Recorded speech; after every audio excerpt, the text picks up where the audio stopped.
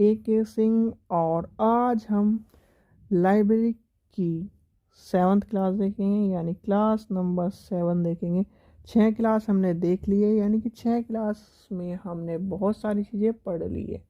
तो आप 6 क्लासों का लाभ उठाएं और उस 6 क्लासों में से कुछ ना कुछ गेन करें, क्योंकि आपको पता ही है नवोदय का जो पेपर आ रहा है, यानी कि NVS के जो पेपर आ रहे हैं, उसका एग्ज़ाम शेड्यूल आपको जारी कर दिए गए हैं, यानी कि 28 से पेपर हैं। तो आप उस चीज़ का इंतज़ार ना करें, अपनी तैयारी अच्छी रखें। और ओल्ड पेपर मैं दोबारा कहूँगा, आज फिर कहूँगा, हर वीडियो में कह रहा हूँ, लाइब्रेरी वाले जितने भी स्टूडेंट हैं वो ओल्ड पेपर रट लें, घोट कर पी जाए, कुछ भी कर लें, ओल्ड पेपर में से आपको क्वेश्चन मिलेगा ही मिलेगा। इसलिए मैं आपको 6 वीडियो, जितनी भी आपको वीडियो मिली है, उनमें आपको ओल्ड पेपर कहाँ से आए हैं, किस तरह से आए हैं, और ओल्ड पेपर का महत्व तो आपको अभी नहीं पता चलेगा, जब पता चलेगा जब आप एग्ज़ाम में बैठेंगे।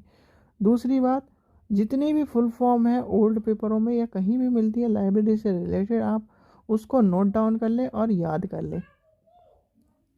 ठीक है बच्चों, चलिए, तो आज का जो हमारा टॉपिक था वो है ग्रंथालय विज्ञान के 5 सूत्र, यानी कि लाइब्रेरी साइंस के 5 laws of library science. 5 laws of library science आपको पता ही है किसने इसका आविष्कार किया या फिर इनके जन्मदाता कौन है, वो है SR रंगनाथन जी।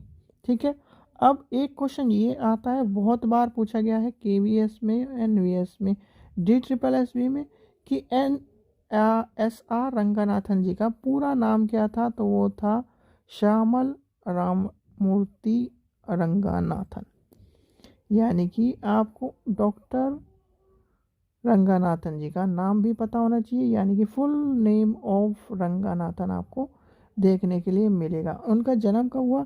1892 से लेकर 1970, यानी कि आज़ादी के बाद वो मरे। चलिए, उनकी मृत्यु हुई। अब आगे चलते हैं, आगे क्या कह रहे हैं।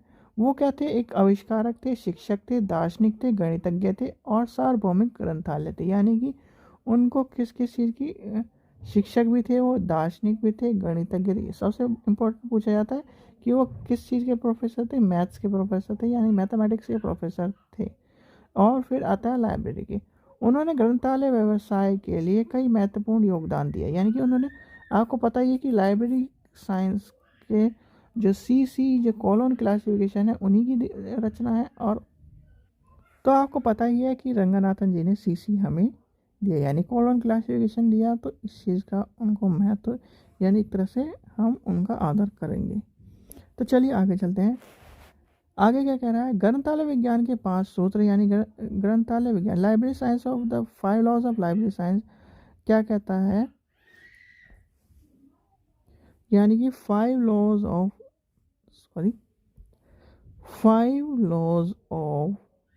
लाइब्रेरी साइंस आपसे पूछा जाए कि कब आया, तो वो है 1928 में, यानी कि 1928 में प्रतिपादन हुआ।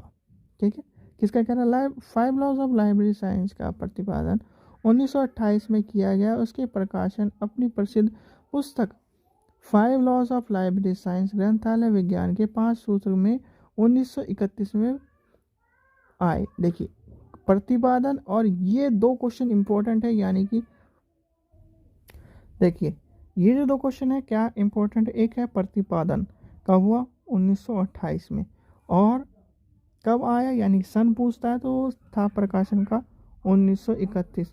और ये क्वेश्चन बच्चों में कन्फ्यूजन करता है। और क्या कन्फ्यूजन करता है? बच्चे लगाए जाते हैं 28, भले ही वो पूछता है, क्या पूछता है कि कब, कौन से 5 सूत्र कब आए।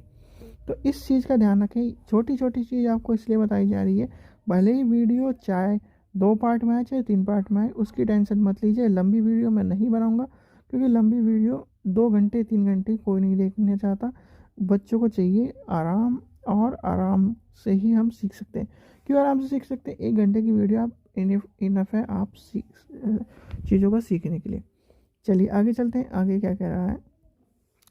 आगे कह रहा है, प्रथम सूत्र में अपनी गणित अध्यापन, यानी कि प्रोफेसर R, ये देखिए आपसे मैंने क्वेश्चन पूछा था, तो चलिए आपको जो मैं क्वेश्चन बता रहा था, यानी कि 1928 और 1931 का जो क्वेश्चन है वो आप समझ गए हैं। अगर आप चीज़ को नहीं समझ पा रहे हैं तो वीडियो को पॉज करिए और स्क्रीनशॉट खींचते चले जाइए, यानी कि स्क्रीनशॉट को खींच लीजिए। नहीं तो आप जोन सी भी यूनिवर्सिटी है, जैसे आप मान लीजिए वर्धमान यूनिवर्सिटी से पढ़े हैं, इग्नू से पढ़े हैं, यूपी राशि टंडन से पढ़े हैं, तो जिस भी यूनिवर्सिटी से पढ़े हैं इनके आप नोट्स निकाल लीजिए। वर्धमान के भी अच्छे नोट्स हैं, राशि टंडन के भी अच्छे नोट्स हैं, इग्नू के इंग्लिश में अच्छे नोट्स हैं, तो आप वहाँ से पढ़ सकते हैं।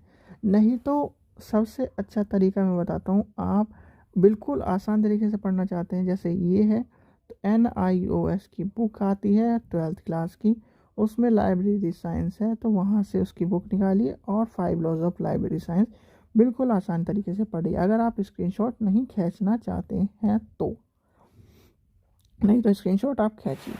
चलिए, आपसे क्या क्वेश्चन पूछ रहा था, दूसरा क्वेश्चन में आपको मैंने ये एक तो क्वेश्चन बता दिया, फिर ये बता रहा था कि आपको गणित के जो अध्यापक थे उनके वो कौन से थे, एडवर्ड आर रॉस के ऋणी हैं, यानी कि कौन ऋणी है, प्रथम जो सूत्र है SR रंगनाथन जी का, वो उनके अध्यापक यानी अपने अध्यापक को ऋणी बताते हैं कि मैं उनका ऋणी हूँ। और क्यों ऋणी हूँ, क्योंकि उन्होंने प्रथम सूत्र इसी हिसाब से बनाए हैं। प्रथम सूत्र क्या है अभी हम देखेंगे, तो चलिए उसे भी देखते हैं। तो ये चीज़ आ गई, और शेष सूत्र का प्रतिपादन स्वयं के द्वारा किया गया है इस पाठ में, यानी कि इस पाठ जो हम पढ़ रहे हैं उसके बारे में बताया गया। चलिए आगे चलते हैं।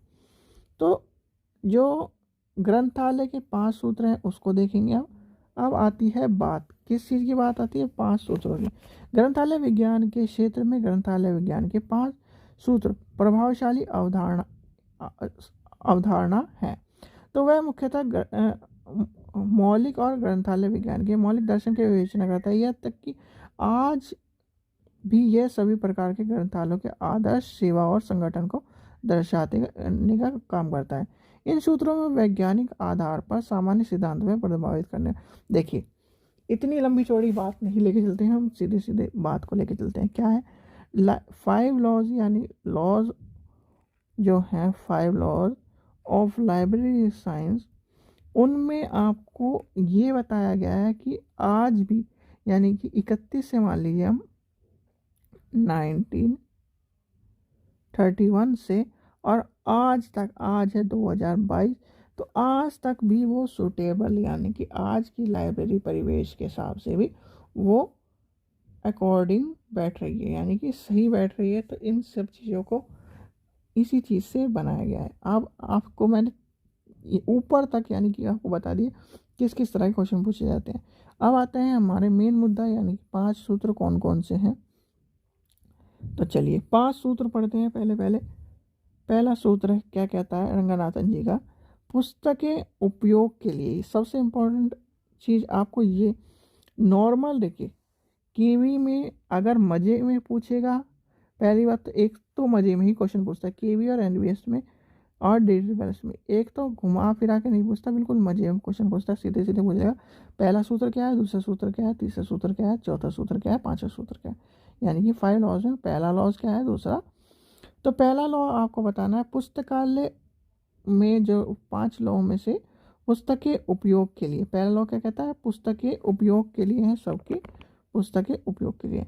दूसरा लॉ क्या कहता है, प्रत्येक पाठक जो उसकी पुस्तक है, यानी कि जो पाठक है उसकी पुस्तकों के लिए बताया गया है, पाठकों की पुस्तकों के लिए ये जो सॉल्यूशन है वो बताया गया है।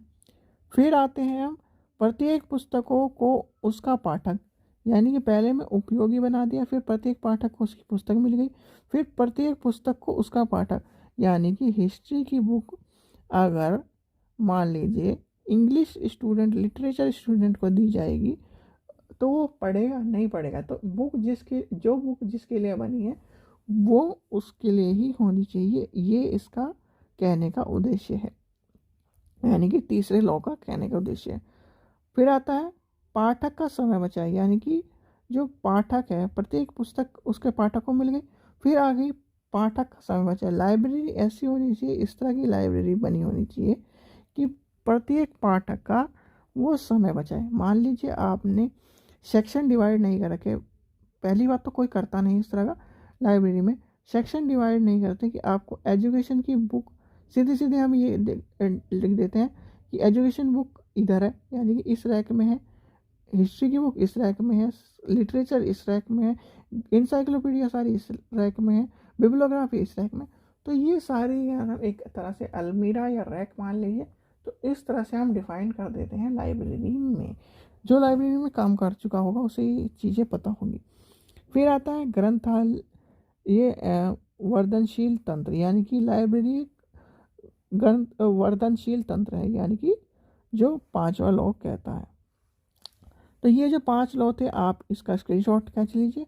क्या कहता है, पुस्तक के उपयोग के लिए, यानी पुस्तकें जो है उपयोग के लिए, प्रत्येक पाठक को उसकी पुस्तक मिले, प्रत्येक पुस्तक उसके पाठक को मिले। इन दोनों में कन्फ्यूजन रहता है बच्चों को, तो इस चीज़ का ध्यान रखें।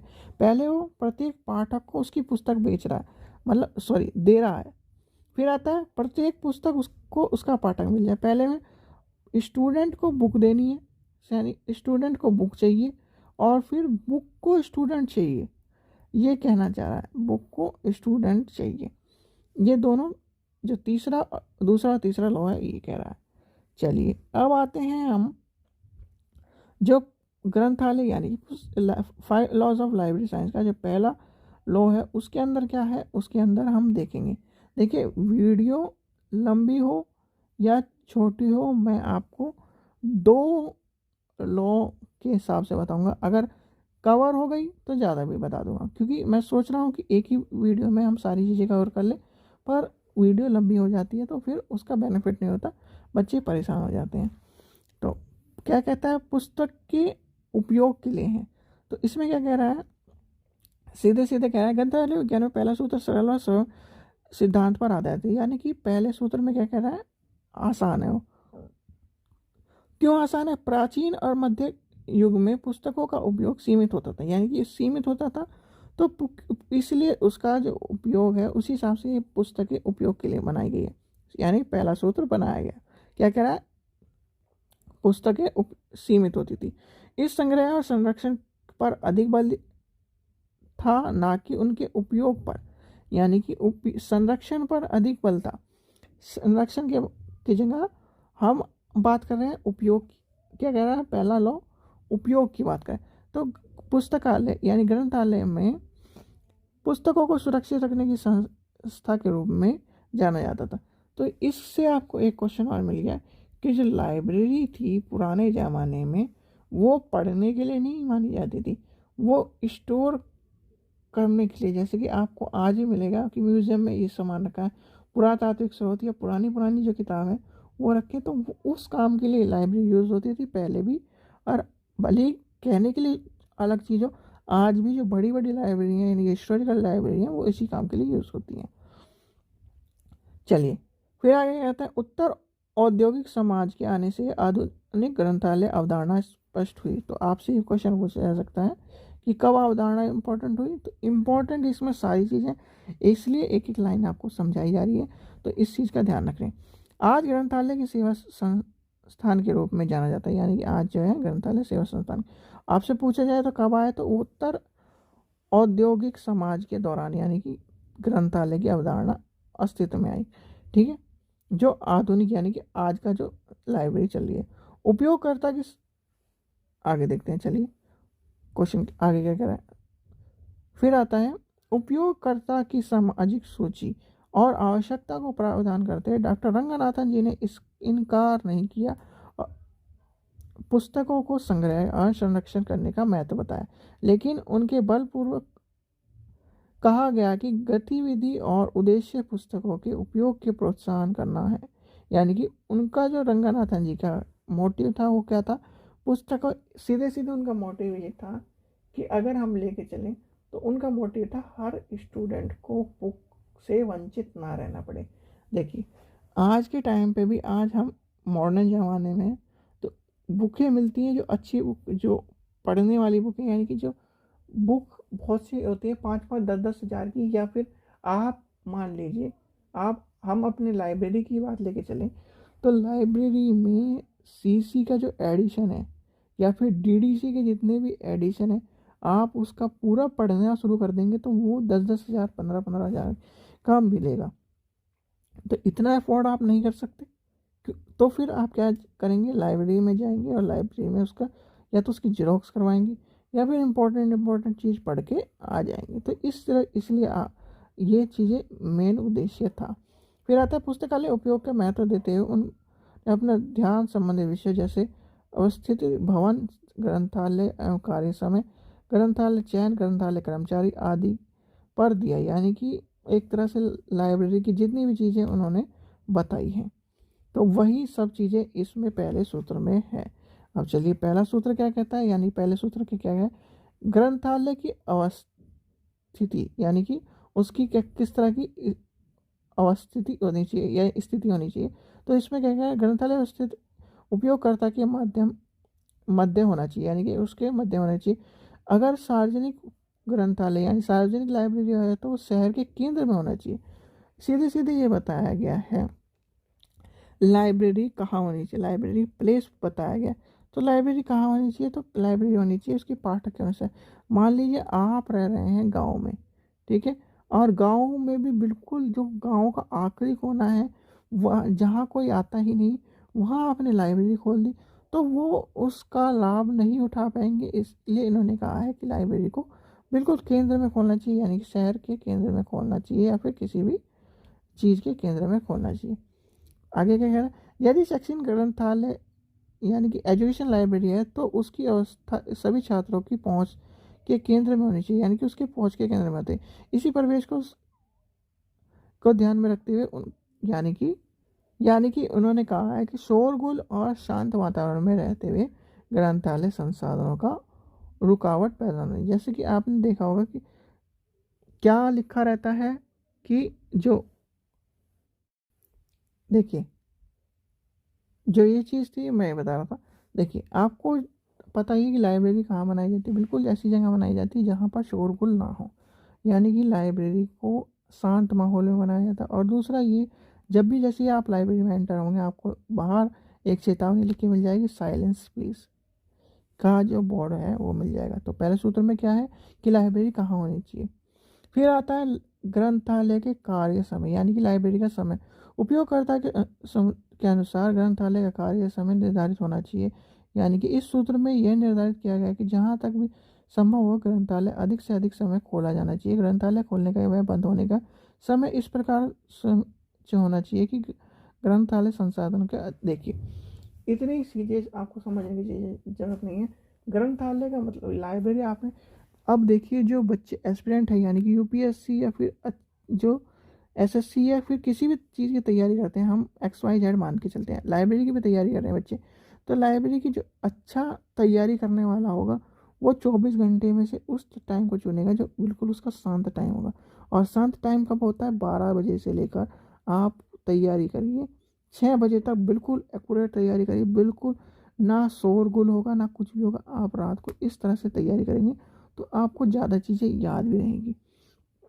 तो वही चीज़ कह रहा है, ये सब कह रहा है कि ग्रंथालय का समय इस तरह से होना चाहिए कि जो स्टूडेंट है उसके ऊपर डिपेंड होना चाहिए, उसी के हिसाब से खुलना चाहिए, उसी के हिसाब से बंद होना चाहिए।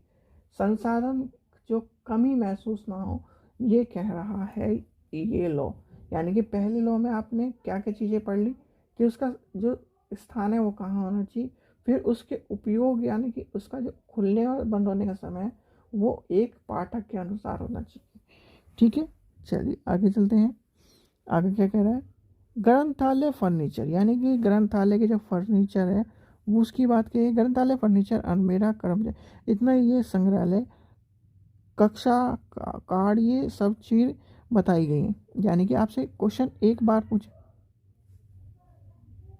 तो आपसे ये पूछा गया था क्वेश्चन कि ग्रंथालय के जो कार्ड हैं यानी कि लाइब्रेरी साइंस के जो कैटलॉग कार्ड हैं वो कौन से 5 लॉज में आते हैं। तो आपको पता चल गया आज कि पहले लॉ में आते हैं।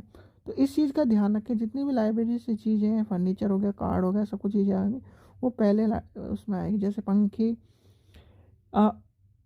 आवाज रोधक फर्नीचर यानी कि सब चीज़ें उसमें आएगी। ग्रंथालय फर्नीचर उसका उपयोगकर्ता की प्रकृति के अनुसार होना चाहिए, यानी कि उसको जो पाठक है यानी कि स्टूडेंट है, स्टूडेंट के अकॉर्डिंग होनी चाहिए कि स्टूडेंट को कोई भी चीज़ का नुकसान ना हो या फिर वो बच्चा आराम से बैठकर पढ़ सके, यानी कि कुर्सी इस तरह की होनी चाहिए, आरामदायक होनी चाहिए। मेज और कुर्सी उपयोगकर्ता यानी कि पाठक के आरामदायक होनी चाहिए। क्या कह रहा है फर्स्ट लॉ, अभी फर्स्ट लॉ ही पढ़ रहे हैं और फर्स्ट लॉ के अंदर ये सब चीज़ें हैं। आपसे सोचते हैं कि फर्स्ट लॉ जो 5 लॉ हैं बस सीधे सीधे ऊपर ऊपर से पढ़ा, वो काम ख़त्म नहीं। ग्रंथ चयन यानी ग्रंथ चयन की मतलब क्या है, बुक का चयन होना चाहिए।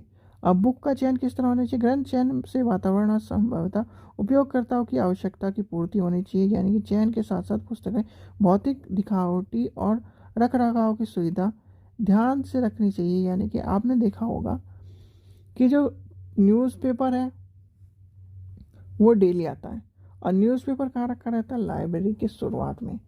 फिर उसके बाद क्या रखा रहता है, लाइब्रेरी में जैसे ही आप घुसेंगे तो वहाँ पे सारे जनरल और जो वीकली जनरल हैं, जितने भी जनरल हैं या फिर मैगजीन है वो देखने के लिए मिलेगी।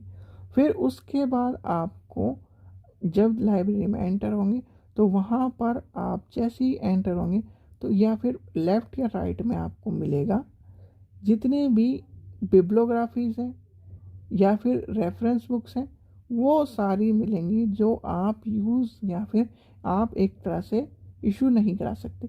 उसके बाद आपकी किताबें मिलेंगी, यानी कि जो वर्त ग्रंथालय में जो चीज़ें हैं वो होती हैं इस तरह से।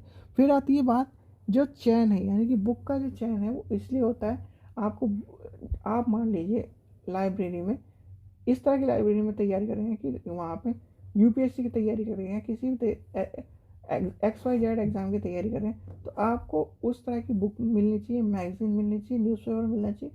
तो वो जो होता है यानी कि ग्रंथालय का ग्रंथ का चयन, यानी कि ग्रंथ का चयन इस तरह से होना चाहिए।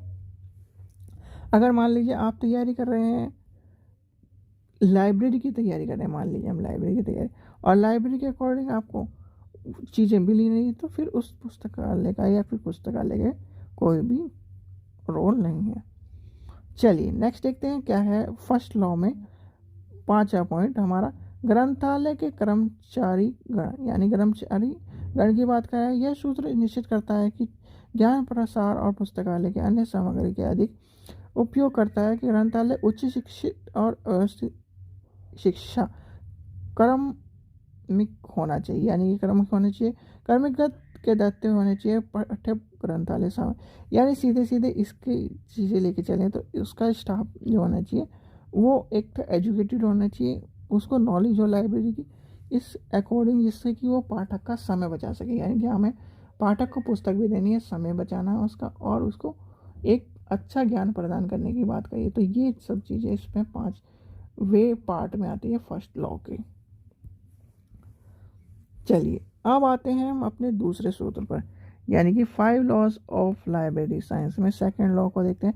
सेकंड लॉ क्या कह रहा है, प्रत्येक पाठक को उसको उसकी पुस्तक दी जाए, यानी कि रंगनाथन जी के अनुसार अगर प्रथम सूत्र को प्रत्येक संरक्षण के लिए है तो अवधारणा जो है अधिक उसकी बात कर रहा है, पुस्तकें चुनने यानी कि कुछ पुस्तकें चुनी हुई के लिए होनी चाहिए। यानी कि दूसरे सूत्र में क्या क्या है, तो लिंग भेदभाव नहीं होना चाहिए ग्रंथालय में, यानी कि बिना आयु या बिना इसकी चीज़ों के सब चीज़ें होनी चाहिए, उपयोगकर्ता के अनुसार होना चाहिए, यानी कि उसके पाठक के अनुसार होना चाहिए। यानी केंद्र बिंदु, जैसे आप सीटेट में, यानी कि हम सीटेट में जो चाइल्ड साइकोलॉजी की बात करते हैं, चाइल्ड साइकोलॉजी या साइकोलॉजी में जो है चाइल्ड को सेंटर में रखा जाता है, ऐसी ही लाइब्रेरी साइंस में हम उपयोग करता है, यानी केंद्र बिंदु क्या है हमारा हमारा जो केंद्र बिंदु है वो स्टूडेंट है, वहाँ पे चाइल्ड सेंटर्ड कहा जाता है। यहाँ पे उपयोग करता यानी कि केंद्र में कौन होगा, उपयोग करता, जो उसको उपयोग करेगा, यानी कि हिस्ट्री की किताब लाइब्रेरी में रखी है तो जो उसे उपयोग करेगा वो उसका केंद्र बिंदु होगा। ये सब चीज़ें कही हैं, लिंग भेद नहीं होना चाहिए, ये सब चीज़ें नहीं होनी चाहिए। दूसरे सूत्र में क्या कह रहा है, दूसरे सूत्र में प्रतिभा राज्य ग्रंथालय प्रति अधिकारी यानी और ये पाठक। अब आता है, चलिए अब चलते हैं राज्य का दायित्व। राज्य का दायित्व क्या है, ये जो इम्पोर्टेंट है वो देखते हैं। राज्य का दायित्व क्या है, ग्रंथालय प्रणाली में स्थापित यानी कि उसका जो स्थापना है वो विकास है, वो दायित्व राज्य का होता है, राज्य की जिम्मेदारी होती है। जिम्मेदारी को पूरा करने के लिए राज्य को कुछ दायित्व होने चाहिए। सर्वप्रथम सब से महत्वपूर्ण है ग्रंथालय को यानी कि अधिनियम लागू यानी कि रूल्स लागू होने चाहिए। ग्रंथालय अधिनियम के अधीन राज्य के विभिन्न सार्वजनिक ग्रंथालय की स्थापना होनी चाहिए, यानी कि एक तरह से ग्रंथालय की बात की गई है, जिसमें ग्रंथालय के अधिकार की उपयुक्त यानी कि सारी चीज़ें होनी चाहिए। कितने प्रतिशत अधिक ग्रंथालय करना चाहिए, सरकार के ग्रंथालय यानी कि राशि निर्धारित होनी चाहिए। ये सब चीज़ें पहले सूत्र में आपको बताई गई हैं। कि अब आता है यानी कि इसके बिंदु देख ले, राष्ट्रीय ग्रंथालय, संघ ग्रंथालय अधिनियम, वित्तीय व्यवस्था, ये सब चीज़ें होनी चाहिए पहले सूत्र के पहले पॉइंट में। सी यानी सॉरी सेकंड लॉ के सूत्र में, सेकंड लॉ में आपको बता दिया कि ग्रंथालय का के जो दायित्व हैं वो राज्य के होते हैं, यानी राज्य को निश्चित करना चाहिए कि, और राज्य जो वर्ड है आपको पता ही पॉलिटिकल साइंस में, राज्य स्टेट को यानी स्टेट किसे कहा जाता है, एक पूरे देश को कहा जाता है। और इसके हिसाब से कि राज्य किसे कहा गया है, यानी कि स्टेट को कहा गया है। तो इस चीज़ का ध्यान रखें। तो स्टेट का दायित्व क्या है कि हमारे पाठकों के लिए यानी हमारे स्टूडेंट को लिए लाइब्रेरी खोली जाए, और लाइब्रेरी में एक अच्छी फीस, यानी कि बहुत सारे आपने लाइब्रेरी देखी होगी जो मॉडर्न लाइब्रेरी हैं जो 24 घंटे खुली रहती हैं, उनकी जो फीस है वो क्या है, 500 600 मंथली है। और जो गवर्नमेंट लाइब्रेरी है यानी ट्रस्ट की लाइब्रेरी है या गवर्नमेंट लाइब्रेरी, उनकी फ़ीस है 300 रुपये पर मंथ, सॉरी 300 रुपये ईयरली, 400 रुपये ईयरली, 500 रुपये ईयरली, उनकी फ़ीस है ईयरली। तो आप दोनों चीज़ों का अंतर देख लीजिए। आप अगर पढ़ना चाहते हैं यानी कि पढ़ने के तौर पर, और आजकल डिजिटल लाइब्रेरी या डिजिटल एक्सेस का प्रावधान है, तो उसमें वाईफाई या इस तरह की सुविधा मिलती है, तो उसमें चीज़ें जैसे वाईफाई की सुविधा दे दी तो वहाँ पर फीस ज़्यादा होती है। तो इस चीज़ का यानी 24 घंटे खुलेगी, उसका भी अलग चार्ज हुआ। फिर आता है सेकंड जो चीज़ है हमारी, ग्रंथालय के प्रति अधिकार के दायित्व, यानी ग्रंथालय के जो दायित्व है उसकी बात की है। पुस्तकों का चयन, यानी कि पुस्तक जो चयन है, या पाठक के जो पाठक मांग रहा है, पाठक ने मांगी आपसे, मुझे हिस्ट्री की डिक्शनरी चाहिए देखने के लिए, तो डिक्शनरी आपको उसको प्रोवाइड करानी पड़ेगी, भले ही वो रेफरेंस सेक्शन में हो, प्रोवाइड ज़रूर करानी पड़ेगी। तो आप वो रेफरेंस सेक्शन में किताब है वो पढ़ेगा और वापस ले लेगा, ठीक है, मतलब लाइब्रेरियन उससे वापस ले लेगा पढ़ के। इस चीज़ का भी ध्यान रखना है, यानी कि उसके अनुसार जो पुस्तक जो मांग रहा है उसके अनुसार ये पुस्तकें होनी चाहिए। चलिए स्टाफ का चयन, यानी स्टाफ का चयन क्या कह रहा है, तो स्टाफ में पुस्तकालय सर्वाधीन चयन करें, यानी कि एक तरह से पुस्तकों का जो चयन है वो उसके आना चाहिए। स्टाफ का जो चयन है यानी कि लाइब्रेरियन को आपका जो पाठक है, स्टूडेंट है, उसकी जो सारी समस्या है वह आप हल कर सकें, इस तरह का स्टाफ होना चाहिए। यानी कि ग्रंथालय में इस तरह का स्टाफ होना चाहिए जो उसकी सारी जो चीज़ें हैं वो हल कर सके, उनको सारों को उपयोगी बना सके। चलिए आगे चलते हैं। ग्रंथालय स्टाफ का दायित्व, तो यानी ग्रंथालय स्टाफ का दायित्व क्या है कि पुस्तक अपने जो चीज़ें हैं यानी कि पाठक का जो समय वो बचा क्या कहता है, चलिए आगे से ही पढ़ लेते हैं एक बार। द्वितीय सूत्र का लक्ष्य तभी तो प्राप्त होता है जब तक ग्रंथालय कर्मचारी का दायित्व करते हुए निष्ठापूर्ण यानी कि उनके दायित्व को निर्वाह नहीं कर सके। फिर कहता है क्रमिक उनका और उसकी शब्द का अर्थ यानी कि भाव है कि समझकर व्यर्थ करते, जैसे कि स्टूडेंट की बात कर रहा है तो वो उसकी बात कर रहा है। ग्रंथालय छोड़ने से पूर्व उसका दायित्व वंचित ग्रंथालय की प्रदान की जाए, यानी कि आपने बुक ली और बुक रेफरेंस की बुक है, तो रेफरेंस की बुक आपको ग्रंथालय छोड़ने से पहले उसका दायित्व है कि आप उसे वापस कर दें, ठीक है। पाठक की अभिरुचि के अनुसार उसकी जानकारी पुस्तक और अन्य सामग्री प्राप्त कराए, यानी कि उसको प्राप्त होनी चाहिए। एक तरह से ये सब चीज़ें बताई गई। बिब्लियोग्राफी और सूची अन्य सेवा प्रदान करनी चाहिए, यानी कि जो हमने ऊपर पढ़ा है वही सब चीज़ें बताई गई हैं। तो ये आपको जो शॉर्ट फॉर्म में की बताया जा रहा है कि एक तरह से कह रहा है कि इसमें पाठक का जितना भी समय बचाना है वो लाइब्रेरियन को बचाना है, चाहे वो लाइब्रेरियन खुद खड़ा होकर उस पाठक को बुक प्रोवाइड कराए, और बुक प्रोवाइड कराने के साथ साथ ये भी कह सकता है कि आपको ये इन्फॉर्मेशन इस पेज नंबर पर इस किताब में मिलेगी। लाइब्रेरियन का यही काम होता है, पर आजकल के लाइब्रेरियन उस चीज़ को नहीं समझते, वो उनका काम नहीं समझते।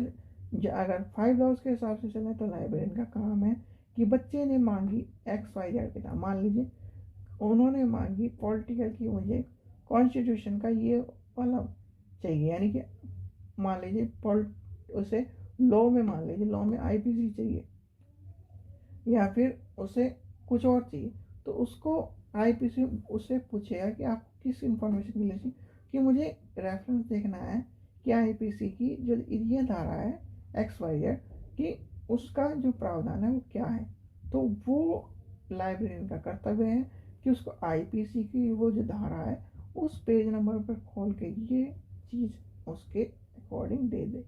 आपने देखा होगा जो बाहर की लाइब्रेरी हैं उसमें आपको लिख के देना पड़ता है, यानी कि आप अमेरिका की लाइब्रेरी मान लीजिए, ब्रिटेन की लाइब्रेरी मान लीजिए, या फिर आप किसी भी चीज़ कंट्री की जो मॉडर्न कंट्रीज़ हैं जहाँ पे लाइब्रेरी कॉन्सेप्ट पूरी तरह डेवलप है, वहाँ पर आपको क्या करना पड़ता है, एक कार्ड या पर्ची पे अपना जो है यानी बुक और उसकी इंफॉर्मेशन आपको लिख के देनी पड़ती है कि मुझे इस चीज़ के लिए बुक नहीं चाहिए।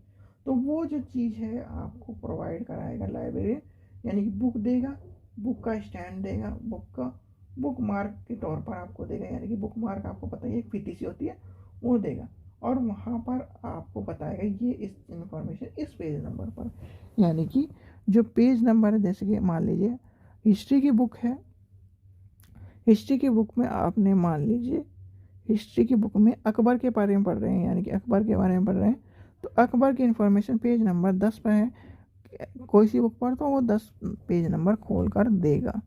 ये इस तरह होता है। चलिए आगे चलते हैं। ये सब चीज़ें पाठकों का दायित्व, यानी कि अब आती है पाठकों के दायित्व की बात आती है।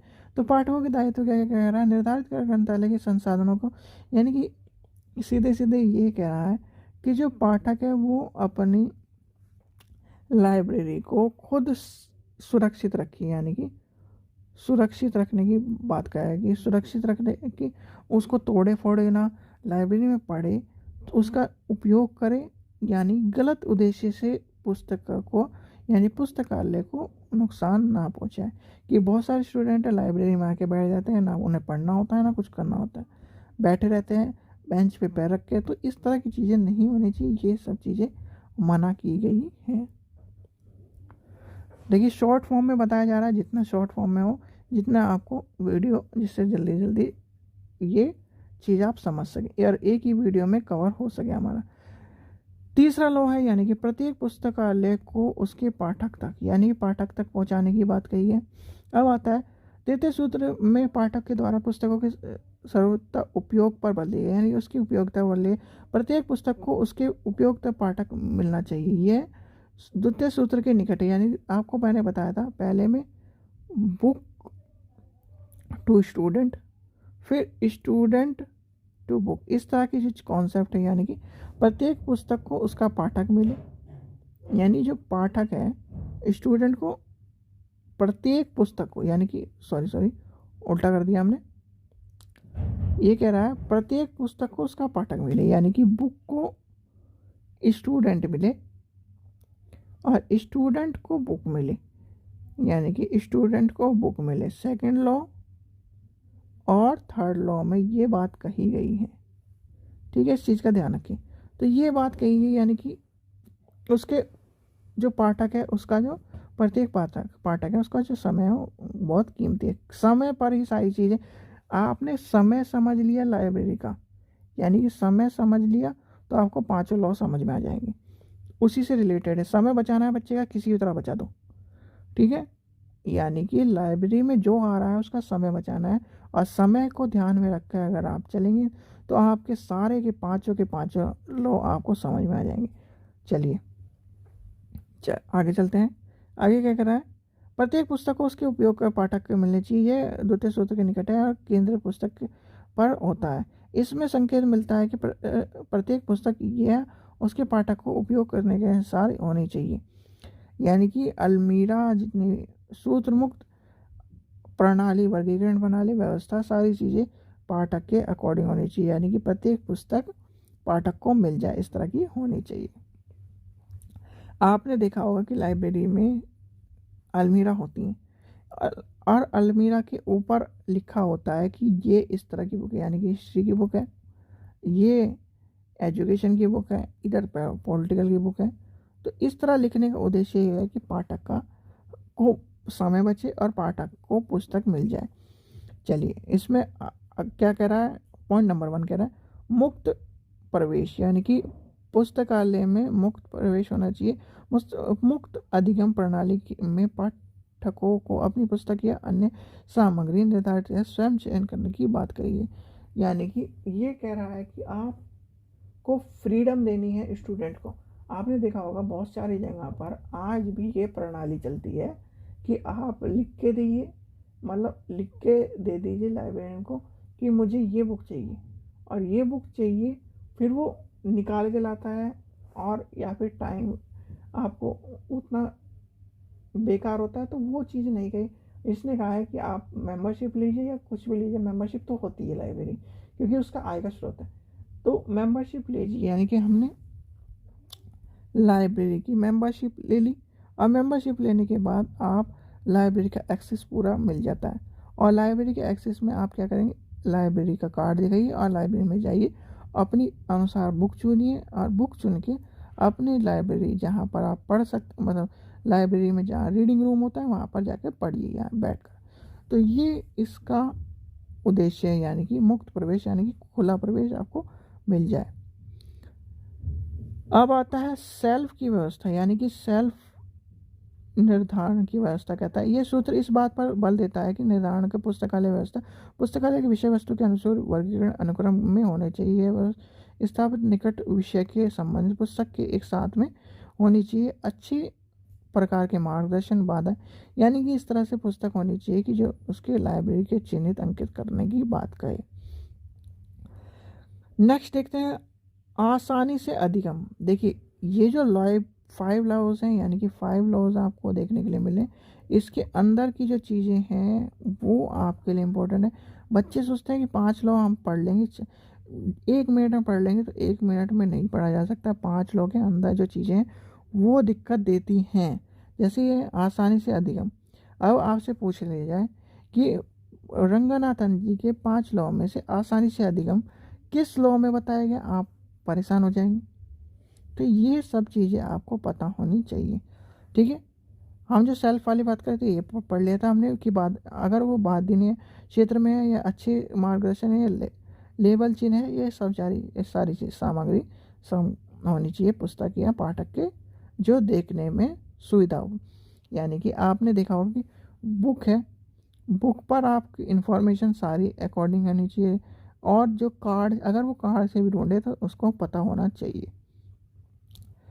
क्वेश्चन नंबर बोल रहा हूँ, पॉइंट नंबर हम तीसरा देखेंगे, आसानी से अधिगम।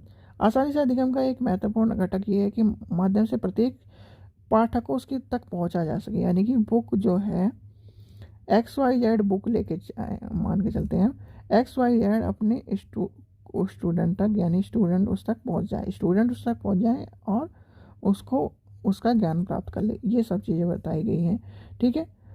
औसत ऊंचाई या फिर उसकी अधिक ऊंचाई, यानी कि मान लीजिए आपकी लाइब्रेरी में रैक आपने मंगा ली 6-6 फुट 7-7 फुट की मंगा ली और पाठक उस तक पहुंच नहीं पा रहा, तो वो भी बात गलत कही गई, यानी कि गलत बात बताइए। अंतिम खुले ऊंचाई, ऐसे ऊंचाई पर होनी चाहिए। आपने देखा होगा कि बहुत सारी लाइब्रेरी में खुली बुक रखी गई हैं, वो रखने का उद्देश्य यही होता है। और सूटेबल हाइट पे, यानी कि 5 फुट मैक्सिमम मान के चलते हैं कि 5 फुट का आदमी या 5 फुट की महिला उस बुक को एक्सेस कर सके, इतनी ऊंचाई पर रखा जाता है। अगर नहीं एक्सेस कर सकती तो वो लाइब्रेरियन को बुलाती है और लाइब्रेरियन उस बुक को उतार के देगा। ये होता है लाइब्रेरी का आसानी से अधिगम वाली बात। ग्रंथालय ग्रंथालय प्रसूची, यानी ग्रंथालय प्रसूची में क्या कह रहा है, देते सूची में ग्रंथालय सूची की महत्वपूर्ण भूमिका होती है।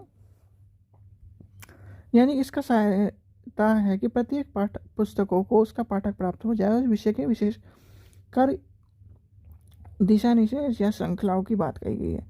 तो इसमें श्रृंखला क्या है कि पूर्णतः सेट पुस्तक की जानकारी होनी चाहिए, वर्गीकरण होना चाहिए भाग में, और एक सीरीज या श्रृंखला पत्रिका एक ही सब स्थान पर रखी होनी चाहिए। यानी कि सीधा सीधा इसका मतलब ये है कि जो अभी हमने ऊपर पढ़ा कि जैसे आपने मान लीजिए जर्नल ढूंढ रहे हैं, तो जर्नल आपको पता ही कहाँ रखे जाते हैं, शुरुआत में। न्यूज़पेपर ढूंढ रहे हैं तो न्यूज़पेपर शुरू सबसे पहले लाइब्रेरी में न्यूज़पेपर मिलेंगे, फिर जर्नल और मैगजीन मिलेंगी, फिर आपको बिब्लियोग्राफी, डिक्शनरी और ये सब चीज़ें मिलेंगी।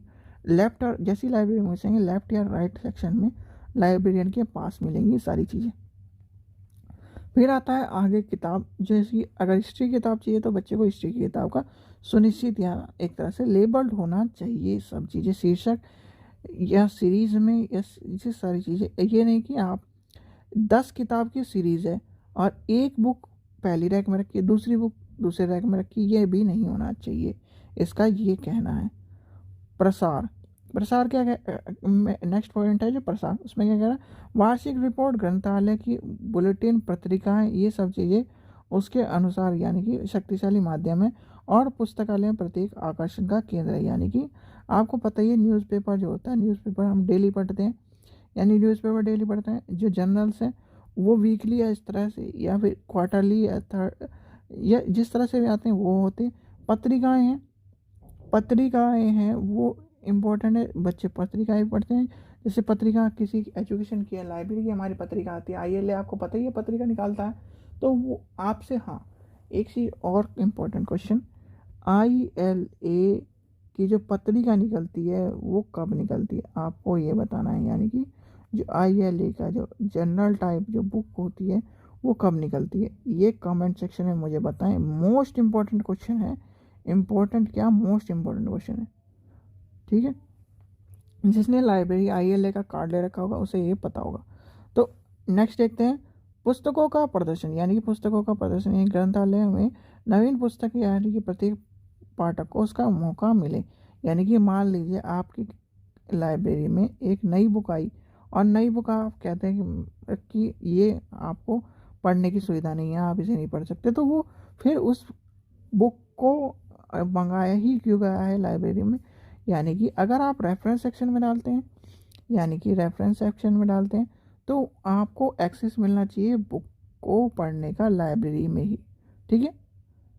अगर आप ऐसी बुक लाते हैं कि जो उसको सभी पढ़ सकें तो उसको एक्सेस उसका मिलना चाहिए जितने भी दिन तक वो इशू करा के पढ़ सकें।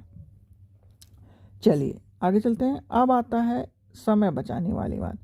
देखिए मैं ये कहूँगा, भले ही चौथा जो रूल्स है वो इस तरह से नहीं पूछा जाता, घुमा फिरा के पूछा जाता।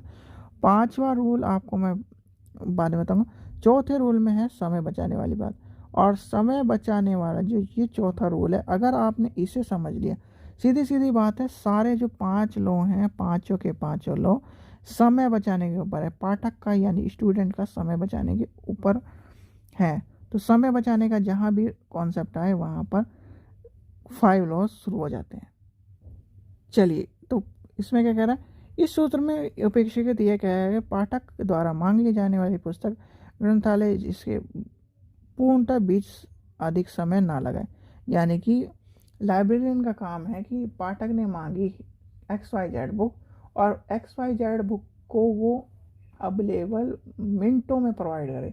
यानी कि अगर वो प्रोवाइड कर सकता है तो मिनटों में प्रोवाइड करें, या फिर वो एक्सेस, जैसे हम कह रहे हैं कि हमने ऊपर पढ़ा कि वो जाकर खुद जाकर ले सके, उसका एक्सेस हो, तो उसका एक्सेस भी उसे पता होना चाहिए। उसे कह दे कि आप रैक नंबर इतने में या फिर सेकंड अलमारी में जाकर आप ये बुक आपको वहाँ पे मिलेगी। इस तरह का समय बचाने वाली बात कही गई है इस सूत्र में। यानी कि ये जब ग्रंथालय छोड़े तो उसका संरक्षण यानी समय सूत्र विचार किया गया है, यानी कि उसका एक तरह से बुक सारी ले लें।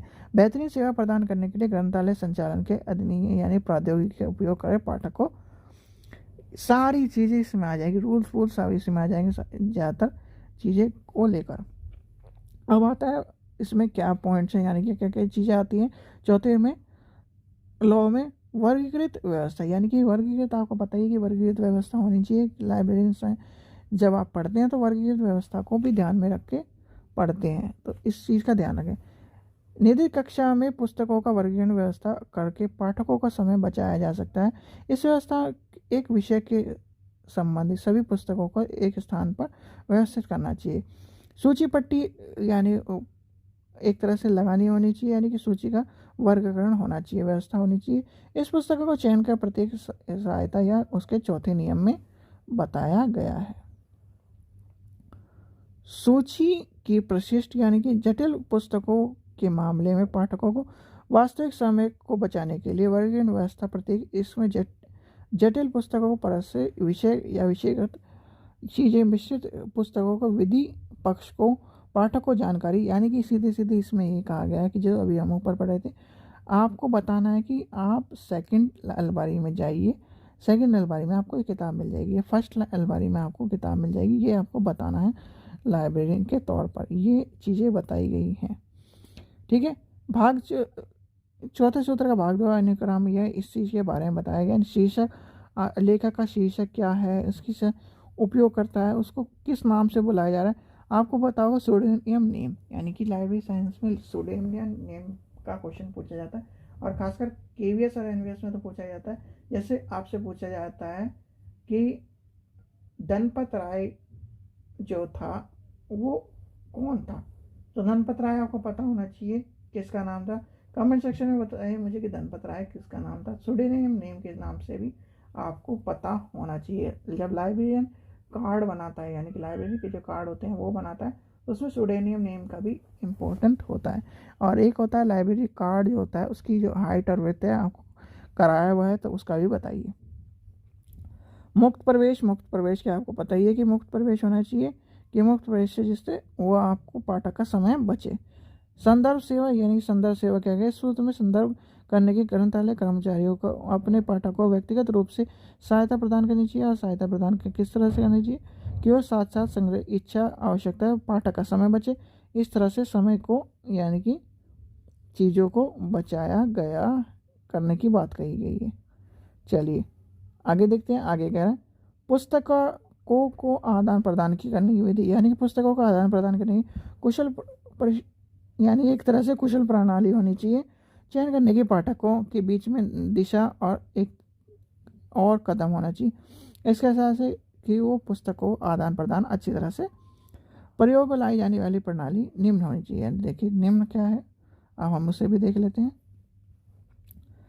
किसी तिथि को कितनी और कौन सी पुस्तक यानी कि प्रदान करनी चाहिए, यानी कि आप देखते हैं कि 7 दिन तक मैक्सिमम एक बुक को प्रोवाइड करी जा सकती है। इस पाठक के विषय कितने प्रदान होने चाहिए, कितनी वो बुक ले सकता है वो होनी चाहिए, कौन सी पुस्तक कितनी तिथि तक लौटाना है, ये सब चीज़ें होनी चाहिए। ठीक है आगे चलते हैं। आगे कह रहा है 2 प्रणाली प्रश्नों का समाधान है, यानी कि एक तरह से वास्तविक चीज़ को बताया गया है। चलिए आगे चलते हैं। प्रकाशन पूर्ण, यानी प्रसूचीकरण या केंद्रीकृत की बात कही है।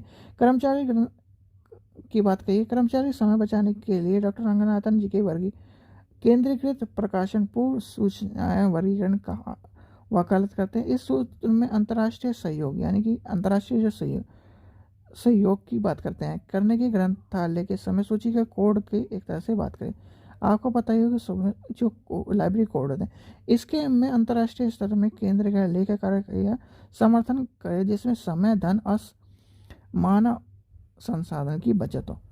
हमें पाठक का समय नहीं के साथ साथ, यानी स्टूडेंट का जो टाइम है उसके साथ साथ लाइब्रेरी की जो मैन पावर है उसका भी समय बचाना है, उसको भी संसाधन कम यूज़ करना है। यानी कि रीयूजेबल अगर हमें मिलता है तो सामान, तो रीयूजेबल भी होना चाहिए। संग्रह कक्ष मार्गदर्शन होनी चाहिए, यानी कि संग्रह एक तरह से आपको मार्गदर्शक होना चाहिए। पाठकों को समय बचाने के लिए आपको प्रभावी रूप से मार्गदर्शन होना चाहिए। अगर आप लाइब्रेरी में, अब देखिए पहले के टाइम पे ऐसा होता था कि बहुत सारे लाइब्रेरी कोर्स नहीं कर रहे थे, उन्हें भी असिस्टेंट लाइब्रेरी के तौर पर रख लिया जाता था। पर आज के टाइम पे ऐसा नहीं है। आज के टाइम पे बिली भी आपके पास डिप्लोमा और एक्सपीरियंस होना चाहिए। क्यों होना चाहिए? कि आपके पास जब एक्सपीरियंस नहीं होगा तो आप कैसे बता पाएंगे कि आपको इस सेक्शन में जाकर इस यहाँ पर ये किताब मिलेगी। तो ये सब चीज़ें इम्पोर्टेंट है। ठीक है, चलिए आगे चलते हैं। आगे क्या कह रहा है, ग्रंथ्य की अवस्था, यानी कि एक तरह से अवस्था की बात करें चौथे सूत्र में सारी। देखिए चौथा सूत्र है समय बचाने के, और समय से ही आपके यानी कि चौथे से ही आपके पहला निकला है, दूसरा निकला है, तीसरा निकला है और पांचवा निकला है। अगर आप कोऑर्डिनेट यानी सहसंबंध करके इसे पढ़ेंगे तभी आप इसको समझ पाएंगे। भाई देखिए हमने पाठक पुस्तक को मिले और पुस्तक पाठक को मिले, तो किस लिए उसमें क्या पढ़ा हमने कि समय बचाने के लिए उसको इस तरह से वेल डिजाइन करना चाहिए, अलमीरा उसके पास होनी चाहिए, ये सब चीज़ें। और किस लिए हो रही है, वो समय बचाने के लिए हो रही है। तो समय बचाने के लिए जब चीज़ें हो रही हैं तो वो आ रही है हमारे किस में, चौथे लॉ में। अब आया अवस्था होनी चाहिए। अवस्था क्या करिए, अवस्था पाठक को समय बचाने के लिए ध्यान में रखते हैं और ये पूरे शहर में एक ग्रंथालय अवस्था होनी चाहिए, यानी कि एक तरह से होनी चाहिए। सामान्य दूरी पर उपलब्ध नहीं होनी चाहिए, यानी एक तरह से भौतिक बाधाएं नहीं होनी चाहिए, सूत्र और मांग होनी चाहिए, यानी कि बिल्डिंग इस तरह की होनी चाहिए। वो सब चीज़ें पाठक का जो एक तरह से समय बचा सके। जनसंख्या के अनुरूप होनी चाहिए। मान लीजिए 5 लाख जनसंख्या है, ठीक है, और 5 लाख जनसंख्या पे एक ही लाइब्रेरी है, तो वो दिक्कत करेगी, ये वाली बात भी कही गई है।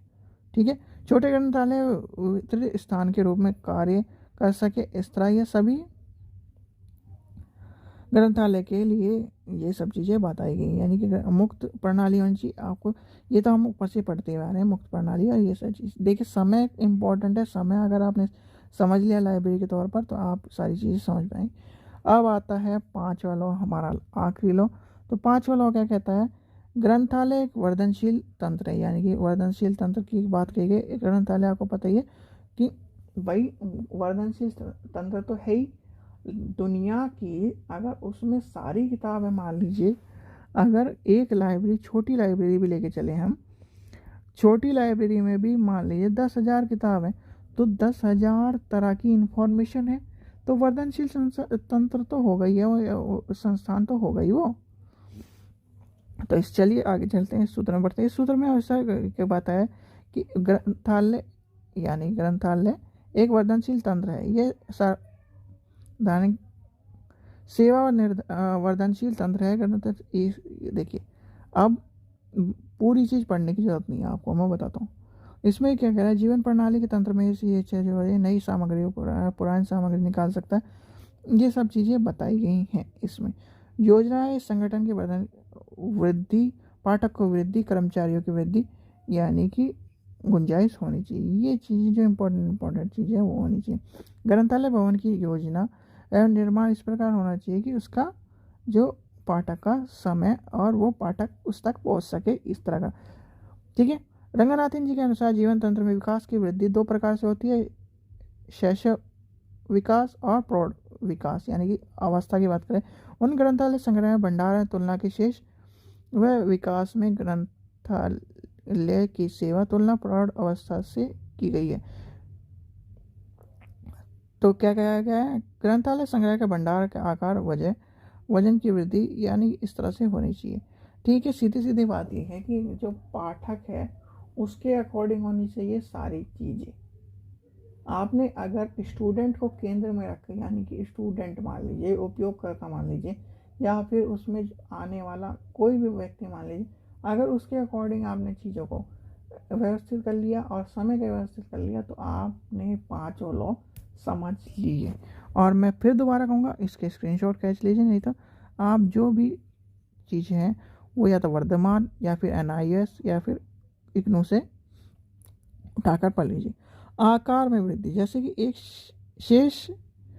एक शिशु के शरीर में निरंतर विकास होता है, उसी तरह से आकार में आपको लाइब्रेरी में अगर 10,000 किताब हैं तो अगले ही क्षण आपको उसका विकास करके 20,000 बनाना है। ये बात कही गई, आकार में वृद्धि वाली बात कही गई है। ग्रंथालय का भवन, ग्रंथालय क्षेत्र, परिचय क्षेत्र, अध्ययन कक्ष, यानी एक तरह से भाई हम लाइब्रेरी को 3 पार्ट में डिवाइड करते हैं। ठीक है, 3 पार्ट अब आपको समझ में आनी चाहिए। एक होता है लाइब्रेरी का शुरू एंट्रेंस में, जहाँ पर आप एक रजिस्टर पड़ा होगा, आप में एंट्री करेंगे और लाइब्रेरियन या जूनियर लाइब्रेरियन या फिर आपका जो वहाँ का कलर का वो आपको एंट्री कराएगा। फिर आता है उसके बाद सेकंड कि जहाँ पर लाइब्रेरियन बैठा होगा, लाइब्रेरियन बैठा होगा।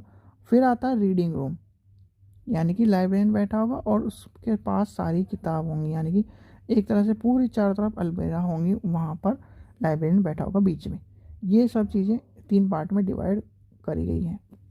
इंग्लिश में थोड़ा सा ये होता है कि थोड़ा सी आप चीज़ों को समझ एक्स्ट्रा पाते हैं, क्योंकि लाइब्रेरी में दैनिक जीवन से जुड़ी हुई सारी इंग्लिश वर्ड है। पाठकों की वृद्धि, यानी कि दिन पर दिन पाठकों की वृद्धि हो, उसकी बात करिए। ग्रंथालय में वृद्धि पाठकों की वृद्धि पर निर्धारित होता है कि अध्ययन कक्ष का आकार, पुस्तकों के आदान प्रदान, सुरक्षित यानी कि मुक्त प्रणाली की प्रवेश, यानी कि एक तरह से आपको मुक्त प्रणाली होनी चाहिए, पाठक का जो समय है वो बचाने होना चाहिए आपको, और आपको क्या होना चाहिए, जो अध्ययन कक्ष है, आपको अभी बताया कि अध्ययन कक्ष अलग होता है, आपको पता ही है लाइब्रेरी में, जहाँ पे अध्ययन बच्चा करता है, जहाँ पे टेबल चेयर अलग तरह से पड़ी होती है और वहाँ पर जाके वो पढ़ता है। जहाँ पर बुक्स होती हैं वो अलग जगह होती है, यानी कि एक ही लाइब्रेरी के 3 पार्ट हम डिवाइड करके चलते हैं। अगर आपसे कोई पूछे कि लाइब्रेरी के कितने पार्ट होते हैं, तो लाइब्रेरी के 3 पार्ट होते हैं, रीडिंग रूम, बुक रूम और एक जहाँ पर लाइब्रेरियन और ये सब चीज़ें होती हैं। अब बहुत से बच्चे ये कहेंगे स्टोर रूम भी तो होता है, स्टोर रूम होता है पर वो स्टोर रूम उसी के अंदर मानता है। चलिए, स्टाफ में वृद्धि, यानी स्टाफ में वृद्धि क्या कह रहा है, अध्ययन सामग्री या पाठक की वृद्धि के साथ साथ ग्रंथालय में स्टाफ की संख्या में वृद्धि की आवश्यकता होती है। क्यों होती है आपको पता ही भाई।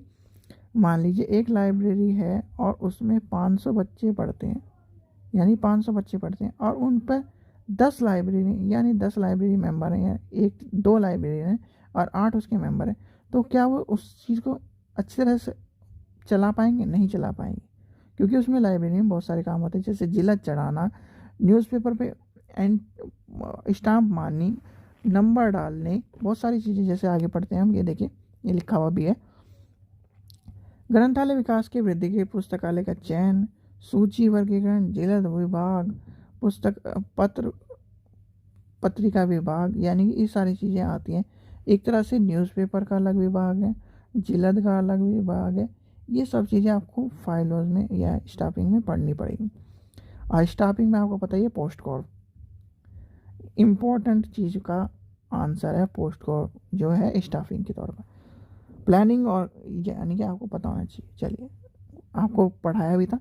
तो 5वें सूत्र में निर्देश का ये क्या है, कर्मचारियों की बात की गई है, यानी इस सूत्र में बल दिया गया है किसके ऊपर, ग्रंथालय के जो स्टाफ है, स्टाफ की वृद्धि करने के ऊपर। चलिए, ये जो चीज़ थी, जो नेक्स्ट चीज़ है वो हम नेक्स्ट उसमें देखेंगे। तो जो यहाँ तक जो चीज़ थी, यानी कि 5 लॉज ऑफ लाइब्रेरी साइंस, वो आपको देखने के लिए मिल गए हैं और आपको इस चीज़ का पता भी चल गया है कि 5 लॉज ऑफ लाइब्रेरी साइंस क्या है। चलिए, अगर देखिए टाइम तो वीडियो तो लंबी हो गई है, उसके लिए चलिए आपको यही बताता हूँ, लास्ट पॉइंट बचा हुआ है। तो लास्ट पॉइंट आपको क्या है, देखिए आधुनिक ग्रंथालय और 5 सूत्र की बात करें। सचिव ग्रंथालय की ओपैक, यानी कि open library, open online library access catalogue, यानी कि ओपैक की फुल फॉर्म आपसे पूछी जाती है, तो इसका याद रखना। ग्रंथालय विज्ञान में 5 सूत्र की पूरी करते हैं और कंप्यूटर टेक्निक, यानी कि आजकल का आपको पता ही है कि सारी बुकें ऑनलाइन मिलती हैं, तो उसके लिए बात की गई है। ग्रंथालय उपयोग की सामग्री खोज के लिए पता चलाने की बात करी, उनके ग्रंथालय की बात की गई, यानी कि एक तरह से सामग्री उपलब्ध करानी। आधुनिक तौर पर ये सब चीज़ें होती है। फिर आता है, अगर आप वेब ओपैक को ग्रंथालय संग्रह के कभी भी और किसी भी सप्ताह के दिन में 24 घंटे एक्सेस कर सकते हैं, वो बात कही गई है, ना कि उपयोगकर्ता ग्रहण करने की बात की। नेटवर्क, यानी कि ये ग्रंथालय नेटवर्क का विभिन्न प्रकार दिए गए हैं, जैसे उदाहरण के तौर पर दिल्ली लाइब्रेरी नेटवर्क है, डिल नेट। देखिए, 2 चीज़ आपको मैं आज कन्फ्यूज़न दूर कर देता हूँ, एक आता है दिल्ली लाइब्रेरी नेटवर्क, एक आता है develop developing library network, DELNET में आपको पता होना चाहिए दिल्ली लाइब्रेरी नेटवर्क। एक आता है डेवलपिंग लाइब्रेरी नेटवर्क। बहुत सारे बच्चे, और देखिए कन्फ्यूज़न यही सबसे ज़्यादा क्रिएट होती है। तो इस चीज़ में 400 से अधिक ग्रंथालय संस्थानों का उपयोग करता है। वेबसाइट का नाम क्या है, आज आप खुद जाकर भी देख सकते हैं। वेबसाइट का नाम क्या है, ये है। आप जाकर अधिगम कर सकते हैं, इन पर जाकर आपका अधिगम कर सकते हैं। और जो ऑनलाइन हम किताब पढ़ते हैं उसे क्या कहते हैं, वेब ओपैक। और ओपैक की फुल फॉर्म क्या है, ऑनलाइन पब्लिक एक्सेस कैटलॉग। ठीक है, इस चीज़ का आपको पता होना चाहिए। ठीक है, चलिए, आशा करता हूँ आपको वीडियो पसंद आई। वीडियो पसंद आई तो लाइक करें, शेयर करें, चैनल को सब्सक्राइब करें। जो 5 लॉ थे वो बहुत ही बड़ी वीडियो होगी, यानी कि बड़ी वीडियो है, और 5 लॉ आपको पता होने चाहिए, क्योंकि 5 लॉ से क्वेश्चन 10 से 15 क्वेश्चन आपको देखने को मिलेंगे, यानी कि 10 से 15 क्वेश्चन आपको देखने के लिए मिलेंगे ही मिलेंगे। तो इसलिए आपको 5 लॉ आपको पता होने चाहिए लाइब्रेरी साइंस की, और इम्पॉर्टेंट है। ठीक है बच्चों, थैंक यू।